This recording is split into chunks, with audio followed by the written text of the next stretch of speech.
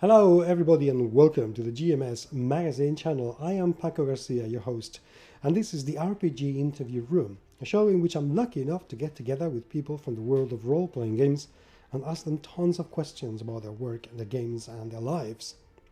In this particular episode I have Ed Jowett, and as you can tell this is a little bit earlier than it should have come because Ed has a project going on right now that deserves and needs an awful lot of attention, and I wanted to give it. So instead of releasing this on a Monday, it's coming out a few days earlier.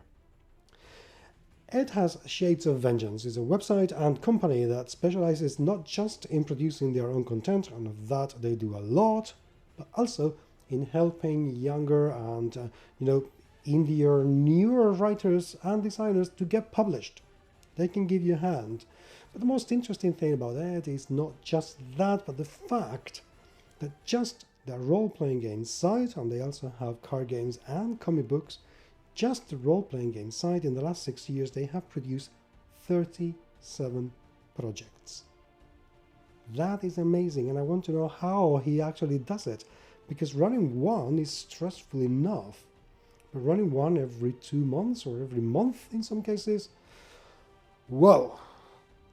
That takes some doing and respect. That's absolutely fantastic. So, if you haven't subscribed to the podcast, if you're listening, or to the YouTube channel, if you're watching, please do so now and leave us some comments, because they truly help and we appreciate them very, very much indeed. But without further ado, here is Ed Jowett.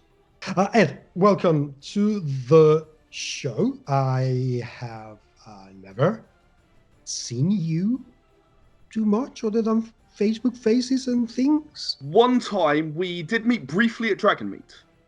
When was that? Not this year. This year. We did? You were standing right opposite my stand. I came out and said hello. Then you immediately got grabbed by someone else and ended up talking to them. But don't worry, I didn't take any offense. Would you know, I know after this year's Dragon Meet, I think I can tell with absolute certainty how a pinball ball feels. Because it was like I was just bouncing from one place to another. It was absolutely wonderful, but my God, I'm sure that I have a number of people in exactly the same situation I have you, that I've met, I've seen. Mm-hmm. Which means that, in any case, we haven't really had many conversations. You haven't been in the podcast, so I need to make sure that you know how to answer questions properly. Okay. So, I'm going to start the podcast asking you 5 questions. Mm-hmm. Question number 1. Tea or coffee? Neither. Okay, fine. The mountain or the beach? The beach. Okay. Cars or motorbikes? Motorbikes. Okay. This one is a little bit harder. Fantasy or science fiction? Fantasy, every time, no doubt. she could have at least thought about it. Oh, I don't need to. And last but not least, sorry, I have a cold. Vampires or zombies? That gotcha. That one's harder. I think I'm gonna have to narrowly go vampires. Okay. Narrowly. Good. So you can answer questions. I like that. I'm sorry, viewers. That's my phone. It will shut up in a minute. Don't worry about it. It's probably my mother. She always does that. Anyway, I have you here today because you have a company called Shades of Vengeance. You've been doing the era role-playing games for a number of years now, and you've done a number of Kickstarters as well. Mm-hmm. And I know absolutely nothing about any of that, which puts me. I'm about to embarrass you again. I'm sorry about this, but you actually have one of my games there. Which one? You have Era Liars because I sent it to you. Yes, that doesn't mean that it has registered in my brain. I'm sure That's true. That's true. It probably hasn't registered in my brain. Yeah, you're absolutely right. I do have that game. You sent it. But do you know something about it? You know one of the titles of one of the games. Yeah, no. I mean, don't get me wrong. I've taken a look at your website. But websites say a lot of things that I forget immediately. So, right, tell me a little bit. Let's be a little bit more serious about this. You've been going on writing your games. You have the Era system, and you have Shades of Vengeance, which is a website that it makes appear that the company has an awful lot of ambition to do an awful lot of things. It doesn't feel like the standard one-man band blog gone shop. Tell me a little bit about Shades of Vengeance, your company, and how you started. So it's actually a fantastic story, and I can't take all of the credit for that. There was one individual who cannot fail to come up in this story, Jonathan Lewis. And what happened is I started thinking, oh, I know, I'll make a role-playing game. I ran a game back at university. It was a 24-hour game. We kind of made our own universe, and everyone played for 24 hours, so it was like... but it was a fairly detailed universe. And what happened is I left university. I went and I got a proper job, like a good person. And I ended up being bored out of my mind for 2 years. And after a while, I just thought, you know what? I'm going to run a role-playing game. And I got some of my friends together, some of my family together, and we just sat down. There were 9 of us, so I was running a group of 9. I'd done a lot of GMing at university, so I was a reasonably experienced GM. Yeah, a large group to start with. And we played through a 5-session campaign that roughly mirrored that 24-hour game, was in that universe. We did a little bit of paranoia as well, and sort of bits and pieces. But when we got to the end of kind of this epic sci-fi campaign, and all of the characters decided to sacrifice themselves to save 14 billion lives, my brother turned to me and said, Ed, I'll run the next game if you'll write down how on earth the rules work, because you're kind of doing it all from your head. Okay. And I said, okay, fine, not a problem. I started writing them out. And in the middle of that, there was a month gap or whatever. I chatted to a friend I've not chatted to in a very long time, Drew Spenceley. Well, I had not at that point chatted to him in a long time. And he looked at it, he said, Ed, I own loads of role-playing games, and I think this is totally publishable. You should publish this. It was just kind of my jottings down from what I'd done. So, he convinced me to go ahead and actually work on it seriously. In the meantime, we were playing more and refining the rule set and such. So I sort of assembled this book, and I ended up with sort of a fictional history book. Okay. And I was like, well, I'm not sure this is grabbing people the way I really kind of want it to. So I went out and I looked for a writer to sort of give me a hand, sort of make it a bit more approachable, a bit more understandable, and people enjoy it more. And I came across Jonathan Lewis, and he said, "What have you done?" Like one of the first conversations we had was, oh dear, I'm horrible with names. Anyone who knows me knows this. J.R.R. Tolkien's work that is the very historical text. What's it called again? Begins with S. I can never remember what that's called. The Silmarillion. Silmarillion. That's it. He said, goodness, this is more boring than the Silmarillion. The Silmarillion is not boring. Oh my god. I don't like that man anymore. That's it. Decided. Anyway, he said, look, we've got to do something about this. Why don't we present this 500 years of history? Because I was very ambitious. I wanted to have all this history. But the point behind it was so that you could hop in wherever you like and play any subgenre of sci-fi. So if you play at the start, you can sort of colonize the planet. And if you play a bit later, you can do the Star Trek thing and explore the worlds and encounter aliens. And if you play a bit later, you can do Starship Troopers and like do this bug war. You're fighting back against the aliens that are trying to kill everyone. And if you play a bit later than that, you can do the cyberpunk thing. Where does man end and machine begin? And can you download your consciousness into other people or machines or whatever? And if you play later than that, you can play Star Wars, like the resistance against the evil government. And many, many other things. I've actually got an entire double page of here are what all the subgenres of sci-fi you can think of. And what we did is we actually wrote this timeline with short stories to sort of draw you into the moment, and so you can see what happens as you actually read through the timeline, and it gives you that extra depth. And you know, as a result of suggesting this and working on it with me, John became a very sort of close advisor for Shades of Vengeance. At that point, we went out to a convention arranged by Drew Spenceley, who I mentioned earlier, in Canada, Anime North. And he arranged for us to be there and everything. And we did a panel.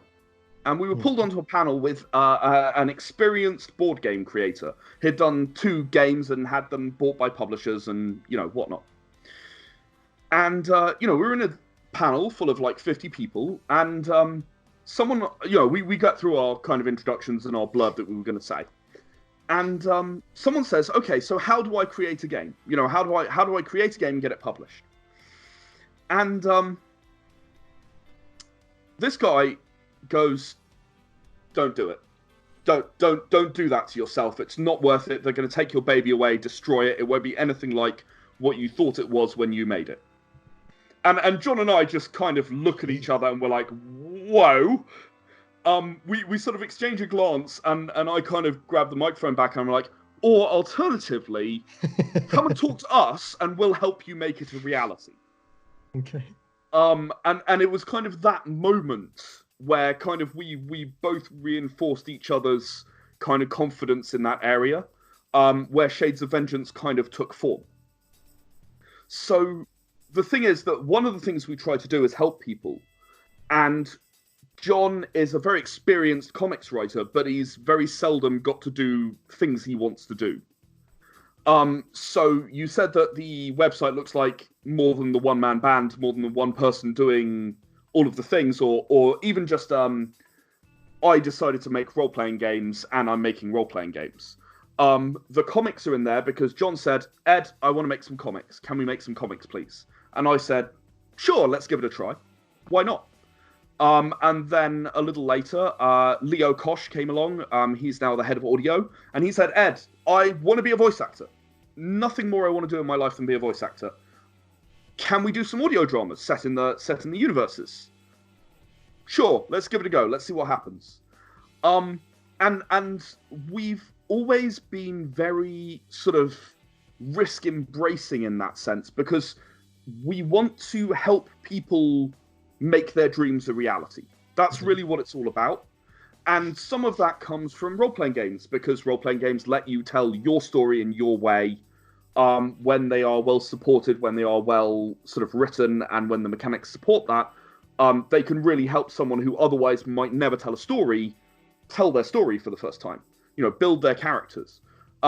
We help people who want to make their own role-playing games, because, you know, there are people out there who just need that little bit of an extra push, or that reassurance, oh, this artist is not going to steal your money and screw you over. Okay. We'll find you that person, right? And we've been doing that for 8 years now. As well as doing our own stuff, obviously. So, yeah, the audio dramas, the comics, the role-playing games, helping other people with their role-playing games, card games. I just decided one day, you know what, I have this really awesome idea for a card game, I want to do it. And we go ahead and we put a little bit of money into making that thing happen. And if it doesn't work, then we don't do it again. But if it does work, you know, we can make more as we have ideas.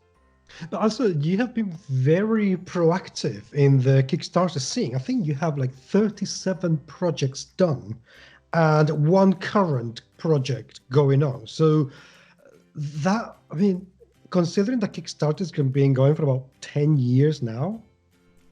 And I only ran my first Kickstarter 6 years ago. That's an awful lot of Kickstarters a year. There is a second Kickstarter account for comics, which is separate to the role-playing game account. So I have actually run and funded over 50 Kickstarters. How? How? That's probably the shortest, hardest question anybody's ever asked you. How do I find the time to run them? How do I get them funded? How do I approach it? Goodness. Yes. I could run seminars on this. I'll try and give you cut down on. That's the thing. I mean, I'm not joking about this. I've run Kickstarters myself, and they are insanely time consuming, not just during the Kickstarter, but before and after as well. And it is very, very easy to jump into problems that will cause delays, that will create a snowball of disaster that you have to deal with.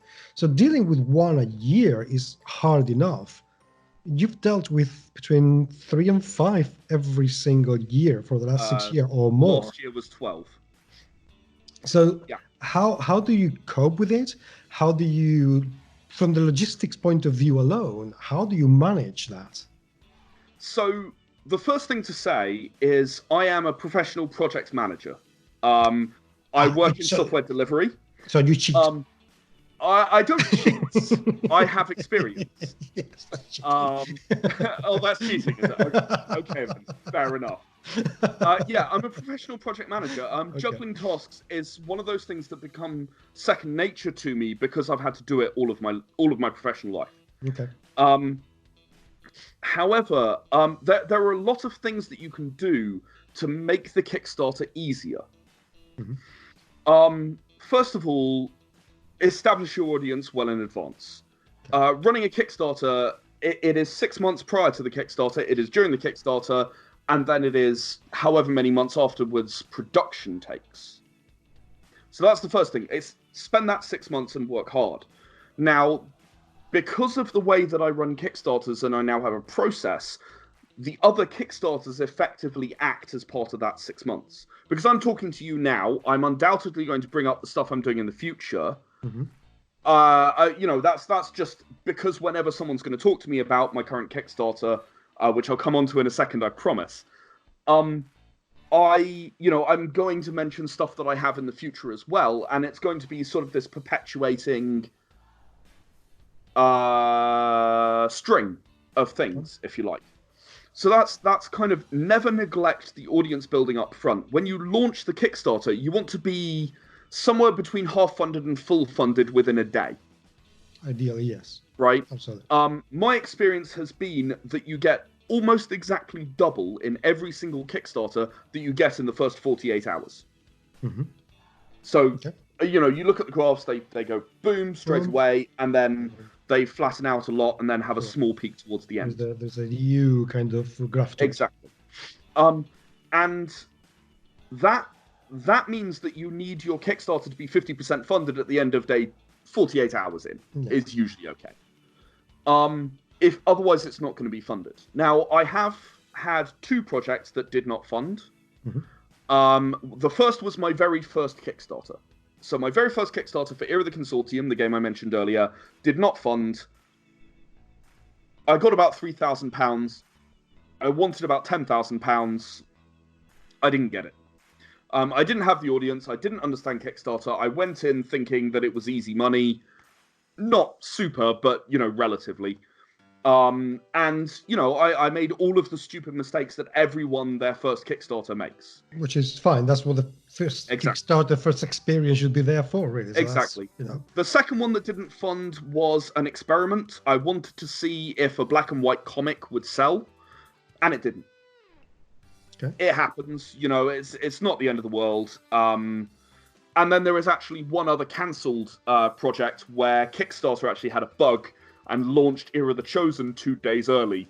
Ooh. When I submitted it for review. It launched it straight away. So I kind of thought, oh, am I going to pick this up? Oh, I'm not quite ready. Oh, my marketing happens in 2 days. No, I cancel it. And I already had 2 backers by the time I cancelled it 2 minutes later.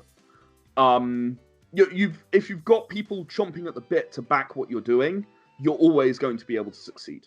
Mm-hmm. The second thing is, the second major piece of advice I would give to someone thinking about a Kickstarter is, how much money do you really need to do it?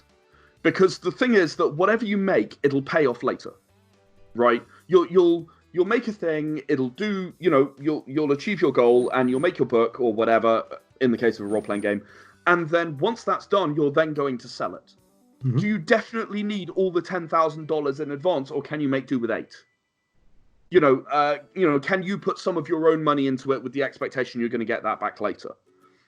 think very carefully about what your goal is before you kick off the Kickstarter. Obviously plan it out, obviously decide, you can definitely achieve that. Don't make any assumptions about, oh yes, well, this is definitely reaching X stretch goals. Think carefully when you make your goal, and don't necessarily go for everything that you need to do it, because sometimes you won't get that. Over time, my Kickstarters have grown. One of the Era of the Consortium Kickstarters that produced expansions did very well, like unexpectedly super well. It ended up at, it was asking for £3,000, ended up at £10,000 and unlocking 8 different expansions for Era of the Consortium, which I then had great fun just going away and just writing, and being able to do that because it was so well funded. So yeah, those would be the 2 primary things. Always have an audience. Always move on to, what is my goal? What is my goal, and why is that my goal? And then finally, the third thing is always going to be, prove that you're passionate about what you're doing.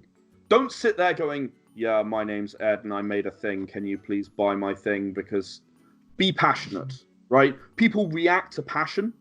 People want to see the passion, and they want to know that when they're backing something, they're helping to make this thing a reality that otherwise would not be.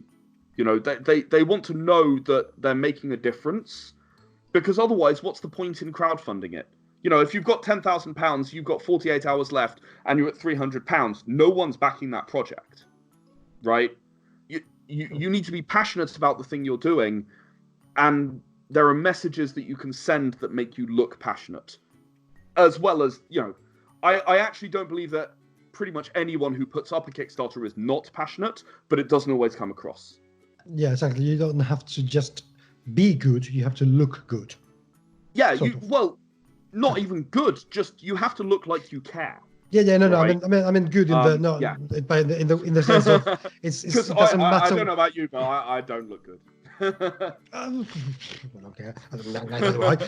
Okay, well, tell me in that case about this Kickstarter that you are running right now. But before we jump into the description, I'm sure that there is something that it's lurking in people's minds, because it's certainly lurking in mine, which is, how do you stop your Kickstarters from getting delayed, and how is this one that's going on at the moment not going to be delayed?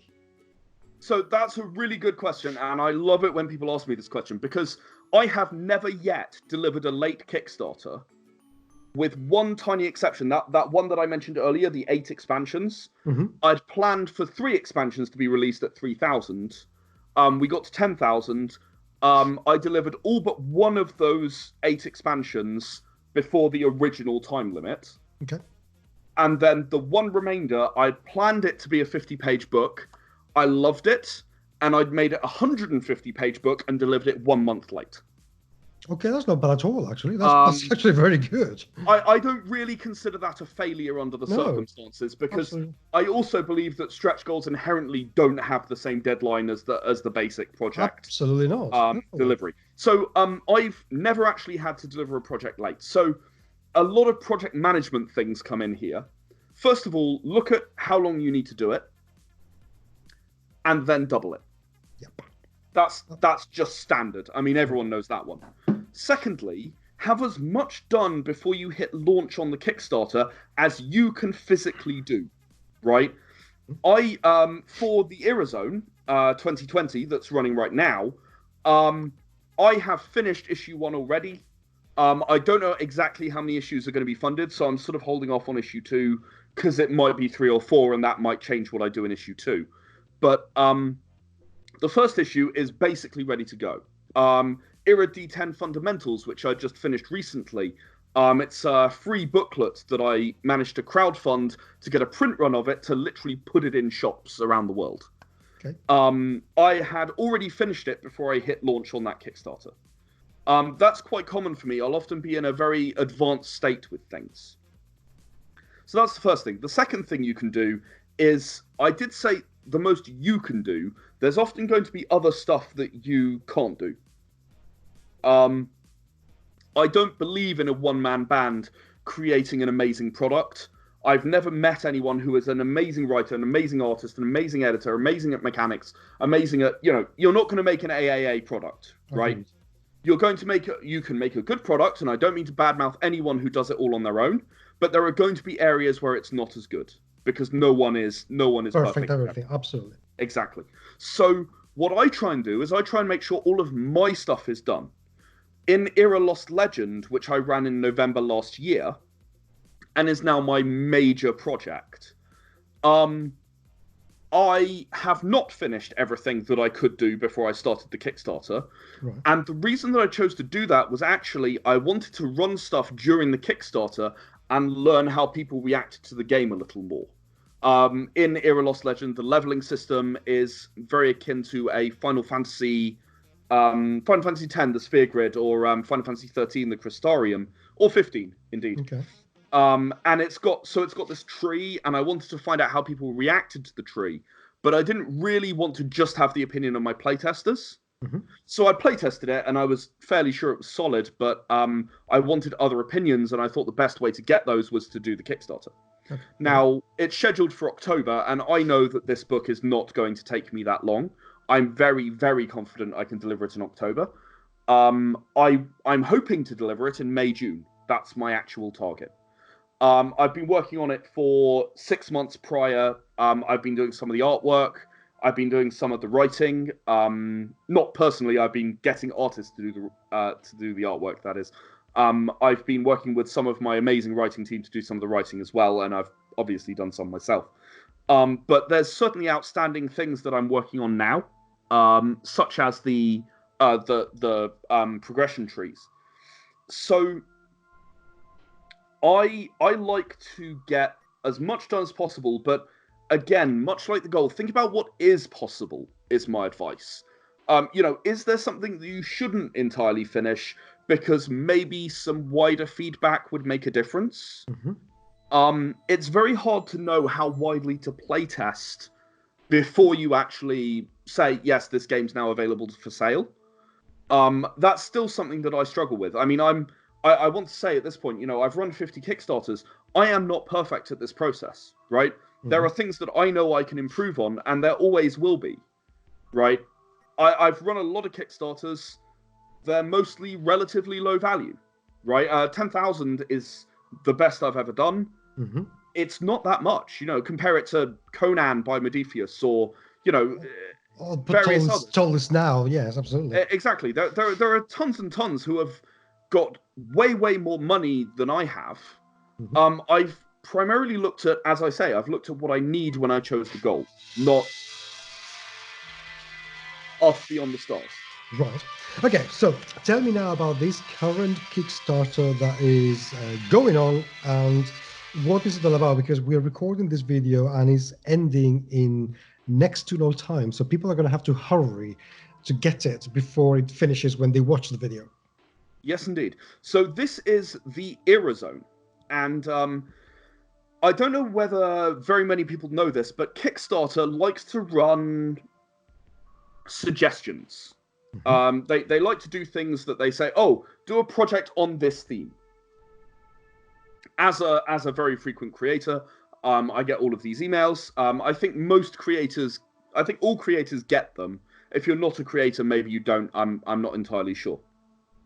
Now I've done a number of these. There was Make 100, which was make 100 of something unique. Mm-hmm. And I came up with the wacky idea of let's let people make their own superheroes, and we'll put them in Era the Empowered superhero universe. So, you could back the project and make your own superhero, we'd write a story. There was one that was inspired by the Voyager 1 and 2. Mm-hmm. Because the anniversary was very close together for both of them. And basically, if you launch something in that month that was inspired by other worlds, then they'd make it part of that. I made Era Balam, which I think was slightly against what they expected. They were looking for all these inspiring stories. I said no. Probe gets launched into space, lands on an alien planet, crashes on their power supply, blows up, and their fleet leaves the planet trying to destroy Earth to get payback. It's inspired by the Voyager probes. Okay. No, that sounds like a pretty decent. That sounds like a very, very decent premise, actually. But yes, sorry. As you say, and this one is the Zeen Quest. It's the second year that Kickstarter's run this, and it's the brainchild of Luke Crane, who I believe was heavily involved, or possibly the lead writer on Burning Wheel. Correct. And he's the head of games at Kickstarter. So his brainchild for what they wanted to do was, let's do some throwback zines for like what it was back in the kind of the 80s, where you'd be able to sort of pick up sort of an A5 thing, and it would have, you know, one color printing. It would just be a thing that was fan made and sort of enhance the game in a way that a fan would do it. This tied in for me. So I first did it a year ago, and I'm now doing one this year. This tied in very nicely for me because I think a lot of indie role-playing game companies don't support their games as much as they really should. Yes. That's my opinion, and there are certainly ones out there who do, but I think there are a lot that don't. I agree. And I want to do better than that. You know, I want to support the games. I want to do the things that we're trying to. You know, I want to make people want to continue playing the games and have the toolbox to do it, as it were. And that's what I decided to do for Zeen Quest. That's what the Era Zone is. It is a zine. So it's 28 pages. It's A5. And what it does is it offers something for every single one of the games. So last year it was quarterly. It was funded up to quarterly, so I did 4 issues. And that might be a campaign, or it might be backgrounds that you've never quite seen before, or it might be new equipment, or it might be new superpowers, or it might be an optional target to add into your Era Hitman mission. You know, oh, also this person's here. If you kill them too, you'll get extra money. Mm-hmm. You know, it might be stats for, you know, aliens in Era Balam that I mentioned. You know, there were a few stats that I missed out in the rulebook, and I thought, oh, I know, I've been asked for this, I'll put it in here. As 2019 progressed and we released another game, Era Forbidden, and also Era the Chosen prior to that, we added sections for those games into the actual book, the zine. So as time goes on, this zine sort of grows. It becomes, sorry, it grows. It becomes a very useful tool for any GM who wants to run any of our games, because it's offering something for all of them. The other thing that I love including in it, I answered your questions earlier, and I was obviously not telling the truth all along. I'm a sci-fi guy. Okay. Absolutely am a sci-fi guy. And one of the things that I see is there are so many bestiaries for Dungeons and Dragons or other fantasy games. You know, encounter this creature, encounter that creature, come across this witch who does this or whatever. And people put them out on the internet every week. I'm a sci-fi guy, and I never see that stuff for sci-fi. Like very, very seldom do I see something that's really, oh yeah, that's a solid sci-fi thing that fits in any universe. So I came up with what I call Encounters on the Edge of Space, which is a totally free set of, you know, sort of monsters or viruses or, you know, whatever you might run into in outer space that should fit in pretty much any sci-fi setting, you know, Star Wars, Star Trek, Era of the Consortium, my own, of course, and various others. And in the Era Zone, I always include 1 or 2 of those so that people can, you know, maybe they just like playing sci-fi. Maybe they're playing a Star Wars game right now and they want something that they've never seen before. Okay. I teamed up with a PhD in microbiology who's also a lifelong sci-fi fan. Mm-hmm. So he then went absolutely nuts. Loads of sort of the original series of Star Trek references in there. Bit of Doctor Who reference. Even there's someone called the Wanderer who is definitely not Doctor Who. There's kind of, and then there's the more kind of serious. Oh, this is a floating island on a planet that's actually a living creature. And sort of the more weird and wonderful things that you might run into if you're exploring a universe. So he does that sometimes, but then he lives here. Go away. Okay. How to give people as much information as possible about the Kickstarter, what are the pledge levels that you have at the moment going on? So there are a few pledge levels. I like to offer people as much choice as possible, but within reason. That's another thing, actually, since we're talking Kickstarter. Don't do too many pledge levels with minor variations, because people will kind of get a bit of analysis paralysis. Yeah. And they'll get a bit lost and not really sure what they want. So what I'm doing is, I did this last time. I'm doing it again. I think it's, not such a good thing, but digital version of the Era Zone, you can get a single zine for £3. Okay. That's about $4.50, I think. Yeah. Not even at the moment. So you can get a single, if you just want to see the Era Zone, you want to know if it's worth it, and you just want to grab it, £3 for a single Era Zone. Then things start to get a bit more interesting, because it's £12 for a subscription for the whole of 2020. Oh, okay. Now that means that if we end up doing 3 issues, it's still £12. If it's 4 issues, it's still £12. So no matter how many issues it is, if you get in now, prior to the 3rd issue being funded, you'll get it for that amount of money. Once the 3rd issue is funded, I close off this tier and I open up a new one that is 3+ issues instead of 2+ issues. Okay. And so on. So people who support it early, I've always felt that Kickstarter is something, when you run a Kickstarter, you should support and thank the people who were the first people to say, yes, I believe in this. Agreed. And this is my way of doing it for the Era Zone, because the pledge level for 3 issues might be £15. Okay. Good. Right. Go ahead.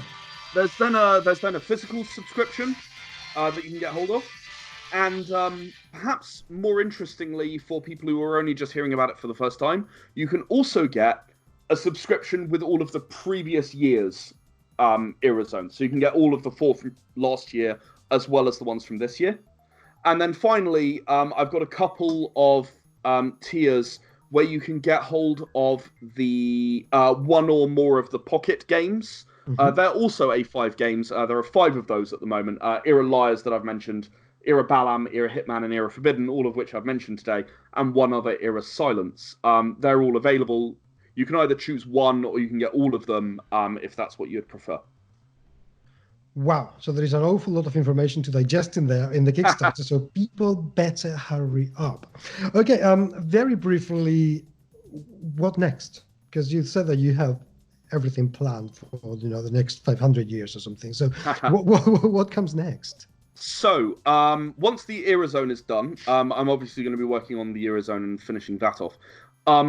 I've been very lax on one of my favorite settings, Era Survival. And I have not released any expansions for it in 2 years. I did stuff in the Era Zone, of course, with new sessions and that kind of stuff. But I think it's about time it had some proper expansions. So I'm going to do what I call expansions into the unknown for Era Survival. And I'm aiming, again, much like that Era the Consortium one I mentioned, to do 3 expansions to start with, and then every stretch goal will unlock a new expansion. So however much support it gets, we'll write more and more. We have loads of ideas, like about 20. Excellent. After that, I worked with David Thorne, who he's a friend I met at Contingency in 2018. And we met, we talked, we decided that we'd like to work on a game together.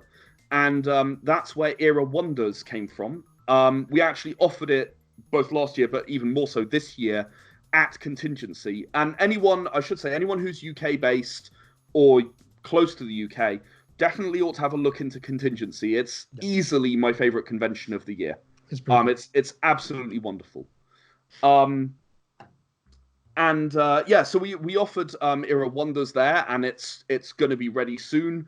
I've got the artist who's doing Era Survival on board to work on that. So that's going to have the very sort of dark, gritty feel, but still sort of a little bit Victoriana, which is exactly what David and I were going for. So that's going to be fantastic. I'm aiming to do that. I've been working for a little while on a miniatures skirmish game, because I did some miniatures for Era the Consortium's 5th anniversary a year ago. Right. And I was at a convention, and it was a very quiet convention. I sat down with one of my guys who's very into miniatures, and we just sat down. We made up a miniatures game while sat at this convention. Like there were very few people there, unfortunately. So we spent the time making a miniatures game. And it's not got a proper name yet. We're calling it Era the Consortium Skirmish as a working title, which is horrible, and I'm not calling it that. But the idea is that it's sort of a 3v3 or a 5v5. You choose your heroes from the 10 possible heroes, and they all have their own abilities, and you have to choose the team that you'd like to have. And then beyond that, there's a couple of card games I've been working on for a little while. I've got one actually on my shelf just over there, completely ready. I'm just waiting for a Kickstarter slot to put it up there. But this is what I'm saying. Like, I can have a lot of stuff done and just sitting and waiting in the wings. And that means that when I get around to putting it on Kickstarter, it takes no time at all to produce it and send it off, so it's never going to be late. Which is, that said, someone could look at me and go, well, that's easy for you to say because you've been doing this for so long, and, you've got the money from the previous Kickstarter to put into the next Kickstarter and so on. That is absolutely true, and you cannot start off like that. It's something that you can accumulate over time and doing things frequently. And it is a benefit that comes up from doing that. But it's more a way of thinking than it is a financial strategy, if that makes sense. It's okay. The profit from this is not profit. It's a down payment on the next thing I want to do. Okay, fair enough indeed. Right. Okay. To wind down the interview and go in a Zen kind of mode, I have last 3 questions of the evening for you. Question number 1 is, what's the best advice that no one has ever given you? Best advice that no one has ever given me. If you like this thing that you are making, someone else out there likes this thing that you are making. You are not that unique that nobody else will find anything to like in it. Make the thing that you believe in and you like and you want to make, and you will find someone who agrees with you. Okay, that's a very good one indeed. Jesus, my cat is being vicious today. Go away. I'm really sorry, your sound's cut out. That's because my cat has... Okay. He doesn't like my voice. No, that's because my cat has decided to click the mouse trackball button and silence the microphone. Thank you for that. Right, now question number 2. There's a problem with live interviews. That's what happens. Question number 2 is, what's the best mistake that you would like to repeat again? That's a really good question. I think the best mistake I would like to repeat, or I would like to be able to repeat, is the approach I took to Era the Consortium. Because what I did is I went in and I said, I'm going to make a game. And I had no idea what I was doing, right? And I spent a lot of money because I started with something that I thought was okay at the time. And then suddenly, boom, I realized I could do this much better. And then suddenly, boom, I realized I could do this much better. And I think that as time goes by, you get maybe a little complacent. You get maybe a little willing to say, that's the best that I can achieve. I know what I can achieve. It's this, and that's about the limit. With the budget that I have, with the resources that I have, with the availability that I have, I don't think I can do much more than this. And one of the things that I try very hard to do is ignore what I think the actual thing is, and move to what I can envision it could be. And if that means that I have to throw something away, then I have to throw it away, and that's just the sunk cost, and it happens. And that's happened with Era Lost Legend, I'm pleased to say. Perhaps not to the degree that it did with Era the Consortium, but I set my sights lower than I needed to, and I changed my mind, and I moved on, and I accepted that I'd lost some of that money that I'd invested in this case, artwork, in order to get someone better. Okay, right. Last question. Imagine that you have a time machine and you go back in time, because that's what you do, and you visit your 10-year-old self, and you say to your 10-year-old self, don't do this. What is this? What would I say? I would say, don't listen when they say that you can't be creative. Okay. Because I have been told that all my life. Oh, it doesn't make any money. Oh, you don't need to do it. Oh, it's a complete waste of time. Oh, don't bother. Making a book. Okay, fine. You made a book. It's kind of impressive. I'll sit it on my shelf. I'm not going to read it. You don't need to worry about it. You'll get over it. You'll grow out of it. You'll stop. I have no intention of stopping. Right? Good. I've been doing this for 8 years. I believe in what I'm doing. I believe in what I'm able to help people do. And even if it never becomes a full-time job because I don't get that kind of support, I will never regret the time that I'm spending creating things and bringing universes to life that have for all of my life just lived in my head. Okay. Good. That's very, very good answers.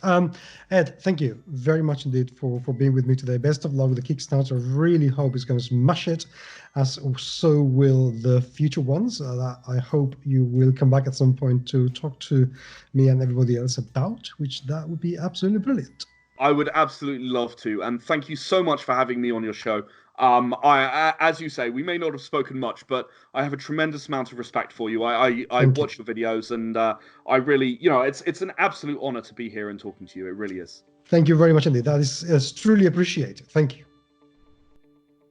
And there you have it. I really hope that you will take a look. I am so pleased to see that fanzines still have a place, because we used to produce little things like this when I was, well, this was from 95. And we used to use, photocopiers and just staple things and create our own maps and our own adventures for our own games, and the whole thing was very rudimentary but so much fun, and because many people cooperated in them, it was such a fantastic, absolutely amazing sense of community. So I'm really pleased that there's still some Kickstarters going on with the e-zine sort of format, and I hope that you will take a look at them as well. I hope you found the interview also interesting and useful, because I think he gave some very good information in there. Anywho, please do remember to leave me your comments and subscribe, and if you're listening to the podcast in iTunes, please leave us your review, because that counts for a lot. Thank you, truly thank you for being there. And until the next time, I will talk to you very, very soon. Take care.